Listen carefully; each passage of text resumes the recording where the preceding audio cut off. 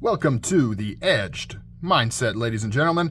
I am your host, Carter. Please enjoy your time with this beautiful, and cool little knife. This is the Yeager-M production knife from Brian Brown Knives. So Brian Brown is a custom knife maker, and like a lot of custom knife makers, he's doing runs in collaboration with Chinese makers of the custom knives that he offers. So this is one of those said knives, and it's a cool little guy. I've enjoyed it. This is not the typical knife that I would pick up or be attracted to, but I took a chance. I really wanted the Inlays on here, which is Richlite. Let me go over this real quick. Okay, before we start, let's take a look at the packaging. We've got a nice little Brian Brown thing. It's okay, paint on here, but still cool. Nice little case for your cool little knife. So this is the Brian Brown Knives group, Facebook group exclusive Yeager-M V2. So the group, the Facebook group that supports Brian Brown, Brian Brown. They did an exclusive, I guess you would call it a sprint run, potentially, if you are a Spyderco fan. They made this particular model only available to members of that group. So to get it, originally you had to be a member of that group. I am not a member of that group, but I did pick this up secondhand from somebody that is. The overall design kind of caught my eye. Other models that I've seen of the Yeager-M production version, but this one in particular with all the accents, the details, the inlays, that kind of did it for me, and I'm like, I gotta check this thing out, and I'm glad I did. So this has M390, very popular. A lot of knives have that, especially Chinese produced knives. Must be readily available there, the M390, because they use it a lot. It's a great steel. That's also probably why. It's just a good all-around steel. I remember when M390 was like super premium, super steel. That's how old I am. I remember when M390 was like the bomb. Oh my God, did I just say the bomb? Well, I guess that goes right into what I'm trying to say is I've been around so long that words like the bomb still make sense and I still use them. Although I want to say I don't really use the bomb in real life. I don't know why I said that. That's embarrassing. I might have to cut that out. But M390, I remember when it was super cool.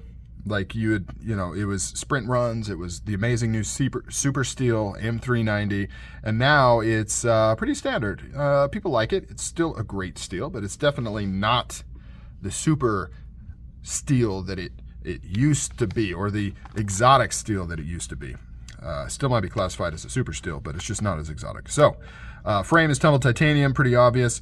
Blue Canyon Richlite. This is my first knife with Richlite. Richlite is a paper product that is encased in like resin, and it's pretty cool. It's very titanium-ish, like at first glance, or at least this application of it. You can get different versions. This is kind of more of a uniform Richlite. I've seen some Richlite that has different colors and textures and depth to it.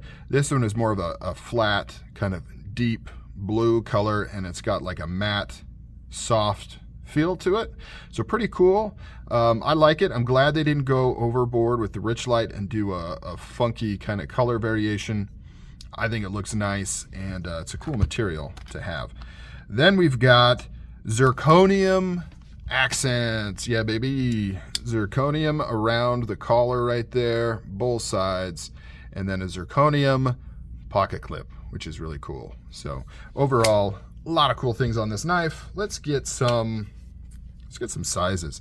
Not a big knife, or at least as far as I'm concerned. Let's go with the bottom. So what are we looking at here? 3 1/4 inch blade, roughly.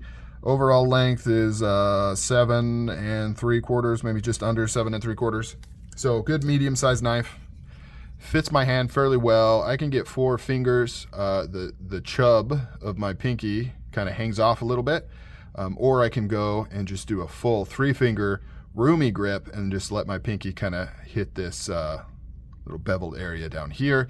Different ways to hold on to this thing, but overall it's very comfortable, very easy to carry, quite lightweight considering it's a full titanium knife. Let's get a weight on here. 4.4 ounces, so decent weight, and I'll show you how they kind of achieve that. You've got some good bar stock here. Nice Wharncliffe blade. Hollow ground, really thin behind the edge. Look how thin that gets. Super thin behind the edge. This is a Slicer Supreme. Even though the stock is a little thicker, it's got a big primary bevel. Really thin behind the edge. Hollow ground. This thing is, it's a slicer, and it came razor sharp. Running on bearings. Pretty dang smooth. I will say, there's quite a bit of tension on the lock bar, which does prevent free fall to a certain degree. And I will also say, while I'm thinking of it, there is a little bit of grittiness, something, on the closing. I'm not quite sure what it is. You can kind of feel it. It is not glass smooth. For example, the Strider AR this has quite a bit of resistance too, because it has a strong lock bar, but it is super smooth and buttery, whereas this guy has a little bit of resistance there. What I think it is I think it's the detent ball moving along this grainy texture on the steel flats here, the kind of the raw sanded texture. I think the ball is kind of hitting those ridges, and it just kind of makes not super smooth, whereas on the AR, it doesn't have quite as grainy of a texture, and I think it just runs a little smoother. That's my theory anyways. So the concept is that eventually that ceramic ball will wear a groove that is super smooth into this M390, and it'll just get smoother and smoother. That's the hope anyways. That's a concept. It's not a big deal. Very minor, nitpicky type thing. We're talking small, right? Does not affect the function of the knife. It still will drop shut when you shake it. Still, by all intents and purposes, super smooth, very snappy action, but I can feel it's just not as smooth as it could be. You know, it's not Sabenza smooth. Not that I would necessarily expect it to be, but I just wanted to point that out. So what are the deployment methods on said blade, on said pivot system, on said bearing in pivot system? You got a couple. You got your flipper. It fires like a rocket. That detent is pretty strong. So when you break past it, this thing flies open. I can barely make it not. Like if I really kind of brace my finger so I don't overshoot it, I can get it to fail. But otherwise, man, this thing just wants to fly open. You can also use the slot in the blade for traditional thumb opening, as well as spidey hole opening. The only thing this doesn't have is any sort of front flipper. So a lot of opening options on this. They all work really well. The clip covers the lock bar, so I don't run into too much of an issue where I'm squeezing that lock bar. You can kind of see where my fingers go. Kind of pushes up against that clip. I get a little bit of pressure sometimes here, but right as I say that is when I run into problems, right? And now I can't even open it that way. There we go. So, okay, let me take that back.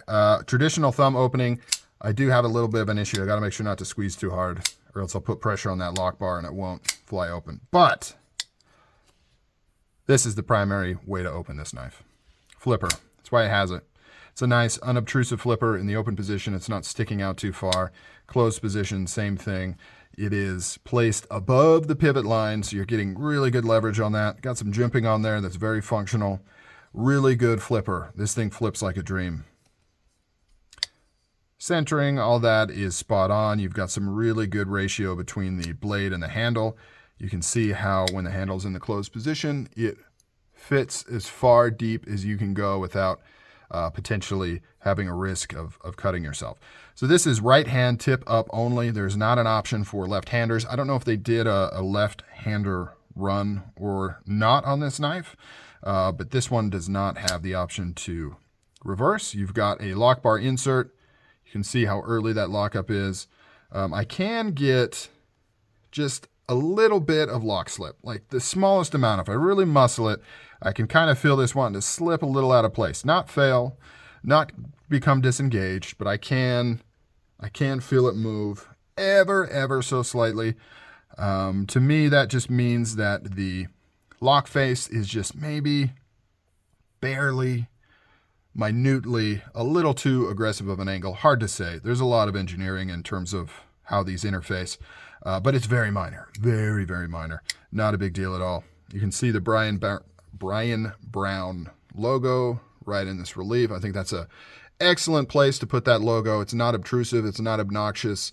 You can see it and you can find it when you want to see it, but it's not hitting you over the head. This is a very handsome looking knife, very classy. Everything works together. Colors, textures, everything is really, really nice. I love these zirconium collars. Everything is nice and smooth. All of the screws are recessed. None of them sit proud. You can see that milled zirconium pocket clip right here. This is just a very, very handsome, handsome design, the custom as well as these production versions. I really like this back spacer. You can see how it's curved. Just very clean. Very, very clean. Now these titanium slabs, let's see if we can, probably not see, but there is a lot of milling to reduce weight in these slabs right here. So extra work to make this thing as light as it possibly can be. And I'll admit, it feels lighter than you think it would. So you see this thing, and yeah, it's not a huge knife, but it's got some thickness to it. It's got a lot of material with the titanium backspacer, zirconium, all these things. And it feels very light. It's very well balanced. It is a real winner here. I like this one. Check it out. Yeager-M production knife. A lot of different flavors of this out there. In my opinion, this Facebook group one is the best looking, which is why I bought it, but there's a few others that really catch my eye too. The contrast with the dark matte colors with the satin blade, real nice. I love that. I'm a guy who likes to have contrasting things. I don't really love the stonewash on stonewash look that was popular a number of years ago. I like it when you've got these muted satin tones and then kind of a shiny blade or vice versa. Pretty cool. So Yeager-M, check it out. I'll catch you guys on the next video.